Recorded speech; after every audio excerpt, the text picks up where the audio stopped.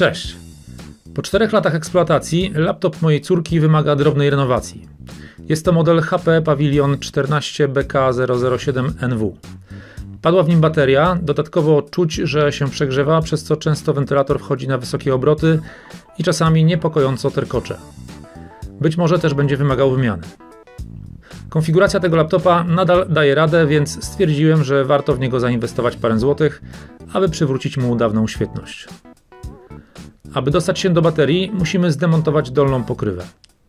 3 śrubki, które należy wykręcić, są widoczne. Kolejne 2 schowane są pod gumowymi nóżkami.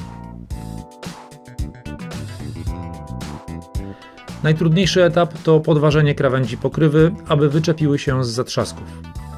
Najlepiej zacząć to robić od narożników przy zawiasach. Do podważenia krawędzi trzeba użyć plastikowych narzędzi, aby nie narobić szkód. Po zdjęciu pokrywy możemy odczytać model baterii i zamówić sobie nową. Ceny wahają się od około 120 zł za zamienniki do około 300 zł za oryginał. Zdecydowałem się na zamiennik.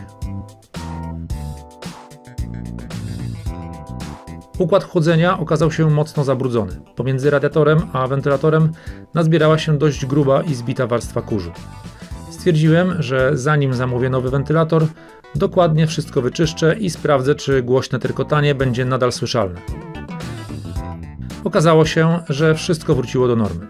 Laptop się nie przegrzewa i nie hałasuje, a nowa bateria działa bez zarzutów. Linki do ofert na baterie i wentylatory znajdziecie pod filmem. Jeżeli macie jakieś pytania, to piszcie w komentarzach. Postaram się w miarę możliwości szybko na nie odpowiedzieć. Do zobaczenia. Cześć!